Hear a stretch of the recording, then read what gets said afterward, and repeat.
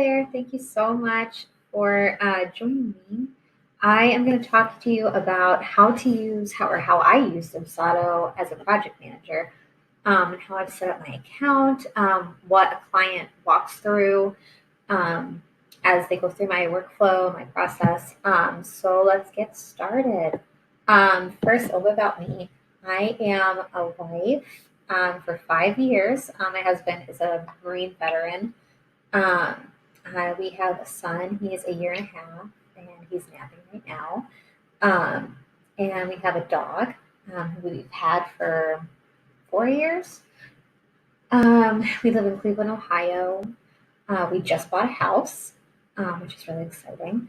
And I have been a project manager freelancing for about a year and a half, about as long as my son has been born, because I decided I did not want to, I no longer wanted to work at a hospital and pursue like finishing my nursing degree because I wanted to stay at home with him. I didn't want to miss anything, but I also still wanted to work, um, but have my own schedule.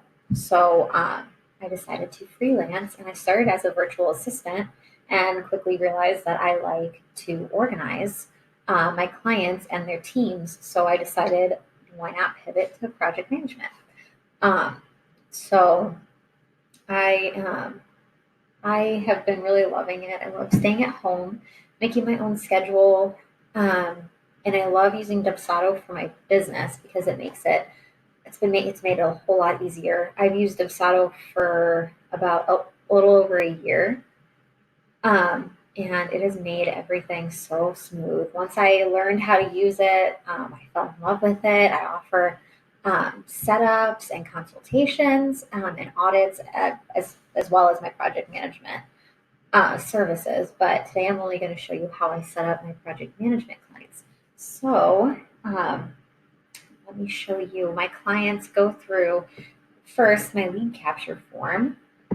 So this is what they will see. They'll go to my website and click the contact page and they'll fill out. My form is embedded. So let's go to my website and they'll fill out the contact form. And once they send it, it will start my workflow, and my workflow will then trigger another. I don't want to get ahead of myself. I'm so sorry if I talk so fast. I'll try and take a breath. So you go to contact and go. So just taking a minute to load. Here we go. So this is my contact page, and this is my Dubsado form. So everything from here and down is my contact form. So they fill out what they're looking for. They select what service they want, and depending on what service they choose, that will trigger a specific workflow. So because I have so many different services, and they're very different from each other.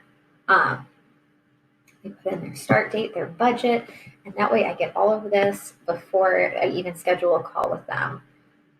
And they click send, and then when they click send, it will then take them through my workflow. Before I get into my workflow, let me show you my contact form in my lead capture so you can see how I set that up. So if I scroll down, this right here, I just dragged my workflow. It's a workflow. So you just click on that, you add what you want, you select your workflows, and I make it required. So that way they can't miss that. And everything else is pretty basic, just a bunch of yes or no's or short answers. And it will take them to project management. So then it will send it will send my discovery call scheduler template um, right after my workflow has started, which it starts when they select what services they would like, and sends them this email, which is a canned email that I created. Sorry. And let me show you what my scheduler looks like. So it takes them to my discovery call scheduler, which is 30 minutes. I put in when I'm available, and it's important to show that you're busy if you have multiple templates, because then you can't get overbooked. No one can schedule another call when you already have a call or another appointment. Um, and I put my location for this is my Zoom room. So I just copied and pasted it in here as the location. And then my email. And I don't let them book any less than 24 hours in advance. It gives you the option to do a message. So I do, thank you so much for booking a call with me, as my welcome message. I do plan on changing that, though. I don't really like that. But appointment confirmation email is my confirmation email. I try to make my canned emails pretty general in the subjects. That way I can easily find them when I'm doing stuff like this. I don't have to look through the emails and go back and forth and make sure it's the correct one. You can add additional forms. I used to, before I had a website, I used to add a questionnaire form, or I used to have my questionnaire form on here. And see, I have a discovery call questionnaire, still haven't gotten rid of it. So I would add that, and then they would have to fill out that form after they schedule a call. So that way I still get that information before our call. And you can send proposals, contracts, invoicing. You can have it redirected to a confirmation page on your website if you want to create a page on your site. You can invoice by adding packages or deposits. If you're a photographer, require a deposit. That's how you do it. Or if this is like a strategy call where you would charge by the hour, you can do that. And I set reminders. So I have an hour before and 24 hours before my call. They get email reminders. And then I have it on monthly view. Click save.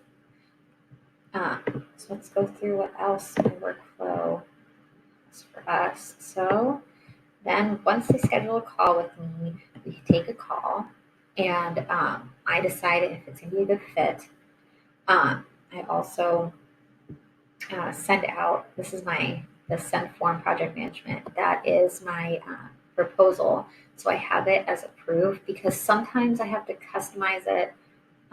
I don't really customize them too much for project management because it's a package. But if I do have to, then I have the option, so it doesn't automatically send. And you know what? I'm going to add. I do like to get to-dos when something needs to be approved. So I like to create to-dos to me.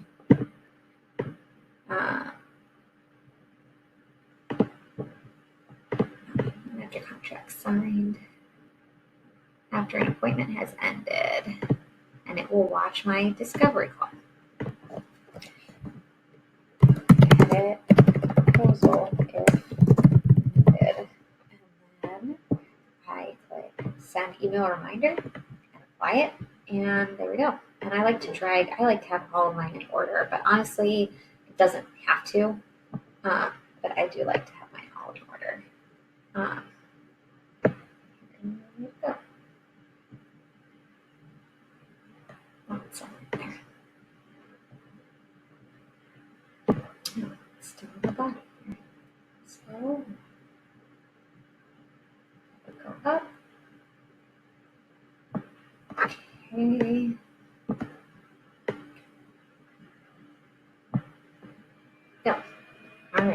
all in order. So then my proposal, let's look at my proposal here.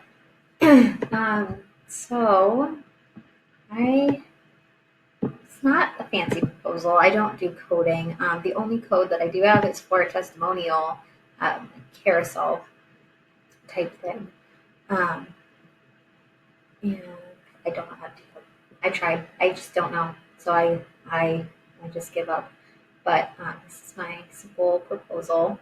I like to do. I used to do stock photos, but now I have branded pictures. I like to do my branded pictures. Feels more personal, and they get to know me a little bit better. So I have. Thank you so much for speaking with me today. And you can add, sometimes at the top, I add like a smart field that says welcome, and then smart field says client name. So that way, or proposal for client name. So it feels more personalized for them.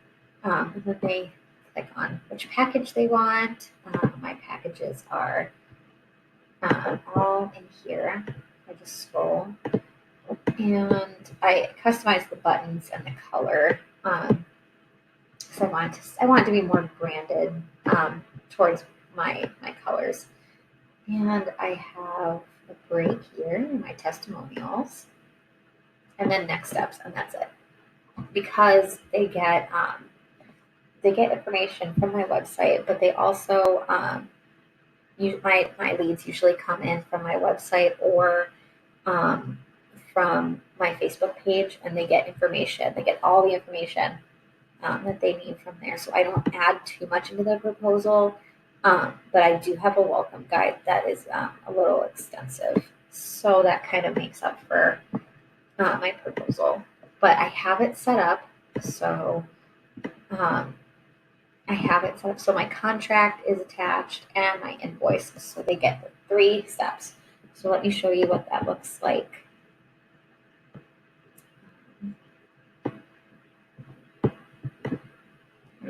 So I just sent the proposal over.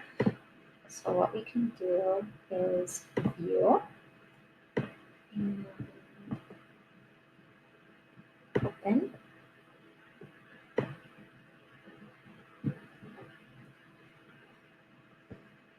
Here we go. Okay, so we can't see the submit button because I'm logged in, but you can scroll through. This is what there'll be a little submit button right down here for the client. So they select what they want, and then the total pops up down here, and it'll say submit and take them to the contract. They fill out the contract. They can also download it. They sign their initials, and then they sign at the bottom, and then it can show missing fields. So if they want to make sure that they didn't miss anything, and then it takes them to the invoice. So since I didn't click submit, it won't show anything, but it would show what package and then the total. If I had a payment schedule, I don't do payment schedules. I will do 50-50 if they ask me, but I usually just require all of it up front. And then it'll show remainder if I'm doing a payment schedule. And if I wanted to go in and personalize it, I click edit. I do this all the time for Dubsado. Dubsado's setups and everything are so, they vary for me with price. So I can go in and I can customize it, and it won't create a new template in the templates forms section, which I like. I don't like to have like 5,000 forms for proposals, for customized proposals. So I can customize it based on that client, and which is really nice. And then you would click save, and it would save it into that client's project. So let's go to the next step in the workflow. Okay. So they sign everything, they pay, and then they get a thank you email right after the contract is signed. So before they pay, they'll get this, and you can require approval, but I don't. it's a little thank you, like, thank you for choosing me as your project manager. I can't wait to work with you and your team. Uh, and they also get, I like to do, once they pay their invoice, I like them to get a confirmation that they paid their invoice, because sometimes I get emails for receipts. So this is just an easy way for them to know, like, your payment went through. You can add payment information if you wanted to make it like an actual, more like a receipt, but they can print off the invoice. So you can always advise them to print off the invoice or save it as a PDF. And then I create that. I have that too created, so like my proposal, if needed, will be edited, and it will remind me. So none of this can happen until I've edited that proposal, or approved of it to be sent. And then after invoices paid in full.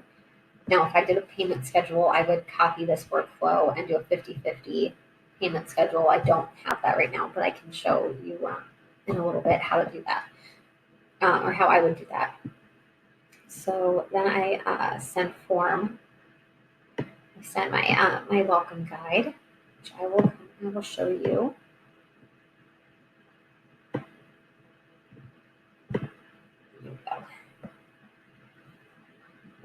Okay, so just a simple welcome.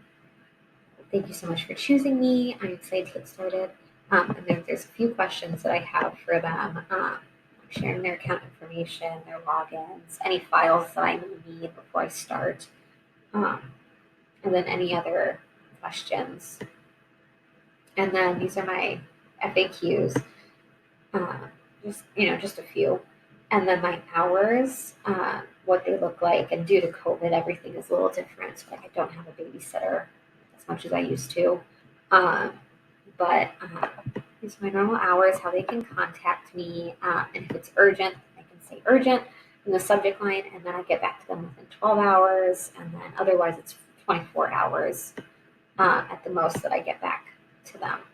And then I prep them for monthly calls. I let them know every month you get a call, and if you need more calls, it's going to be counted towards your hours that you've purchased. I will record them and copy them, so you can have a copy. And then to reschedule, they have my calendar link in the welcome guide, and they have my email in the welcome guide. And I should also put their portal link in the welcome guide. Yeah, let's add that. And then just a thank you. I do activate their portals, which should be in my workflow. So let me show you. Let's see. Yep. Okay, so I also create a to-do for recurring payments, because when I have a retainer, I do not want to miss anything. Sometimes especially being in quarantine, you lose track of the day. I don't even know what day it is today. Anyways, so the next thing I do is activate the portal. After I've created a recurring payment, I'll show you how to do recurring payment real quick.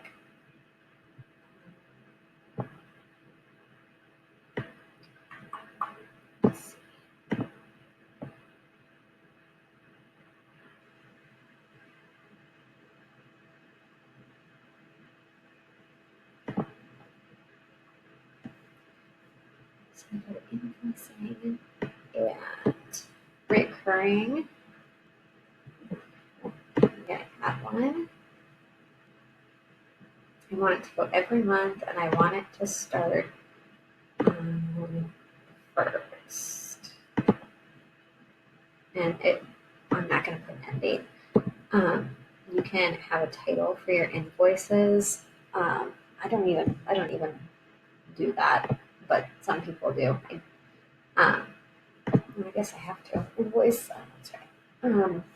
So I will do 2020 project management, and then I'll pick a package. So say they get that package, and And then this is where I can add my payment schedules. So, which I don't add payment schedules to mine usually.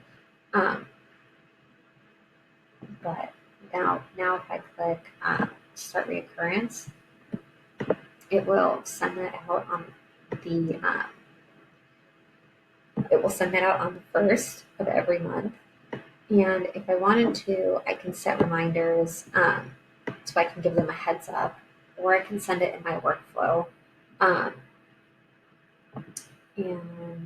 the only way to edit your you can't edit your recurring invoicing, so you'd have to end it and then start a new one. So if a client changes their packages, you'd have to end that and start a brand new one. So that is good to know. And I do not want that to send to me on the first. And go back.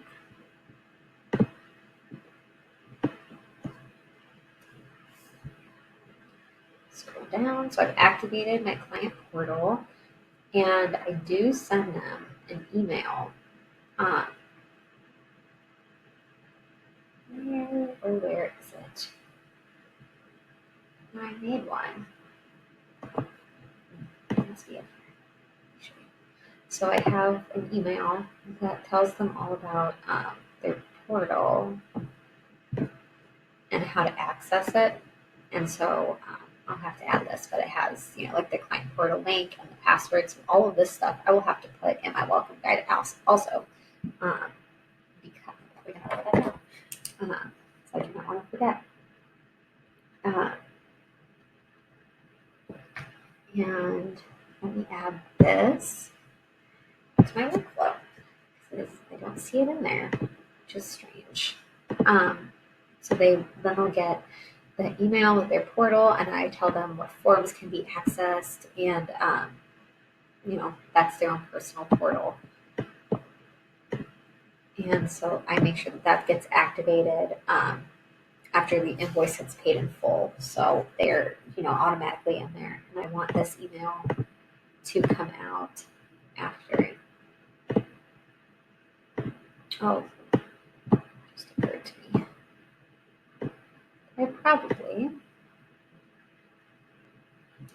I don't like to send a ton of emails to my clients all at once after they've I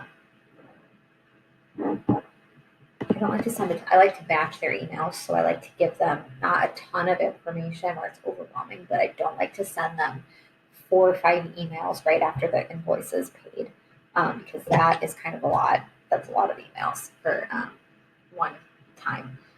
So I am going to put it. Oh, I did. Okay, so I put how to access your portal. So I linked it with my project management welcome guide, so they get the email with the portal link and the password and their welcome guide. So I'll show you real quick. So to access the portal, to activate that portal, it's really easy. So if you ever had to manually do that, you don't put that in a workflow. All you do is scroll down and click here, and you click activate, and now it'll say active. And you can set a password, but if you don't set a password, it'll just be their email as their password, and that's what I do because it's easy. Client doesn't need to remember a whole other password, in my opinion, but whatever you want to do. I just love Dubsado. It makes everything so much easier. So I have it change the status. So it changes my settings. I have it change my status. I do use statuses and tags. So they're very simple, but I do like them. So I have it change to current. So that way I know that these are current clients. And not just leads. And then I change their tag to project management. I have different tags for different services. And then I have their appointment scheduler getting sent out 3 weeks after the start date. So I will enter the start date in once they tell me when they want to start. So that's like one of the only manual things that I have to do. Um, and then it goes on for a couple, like 2 months or 4 months, sorry. And then after that, I'll have to go in, I'll, add more, or maybe by then there will be a way to send reoccurring scheduling. But for now, that's what I'm going to do. And then at the end, I don't really have like an offboarding. I should. Terrible of me. But I do send an email. So when I'm done, when I'm done working with a client that I have done monthly work with, what I typically do is I send them an email. I don't always send it in Dubsado. Sometimes I want to make it I want to send it from my personal email, especially if I'm already emailing them back and forth in my email. But I do copy and paste and add them there. So I say thank you for working with me. I enjoyed working with you. If you have any time to fill out and leave a review on my Facebook page, I really appreciate it. I give them the link, and that is it. And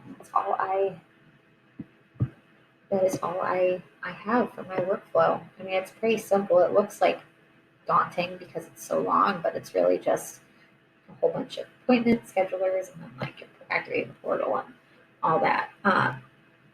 But I do recommend tying your proposal and contract and invoice together because that makes the client's life so much easier, and it makes it easier for them to pay you, which is more important.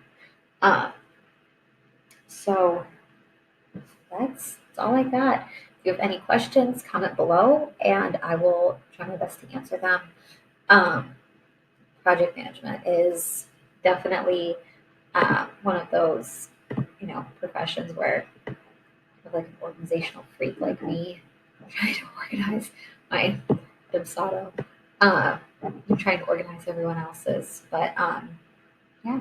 If you would like, my code is, and I'll comment below with my code too, is Sarah Martin 20, and you'll get 20% off the sale price, which is only $240 for the year, which is crazy low because I don't even pay that much, that low.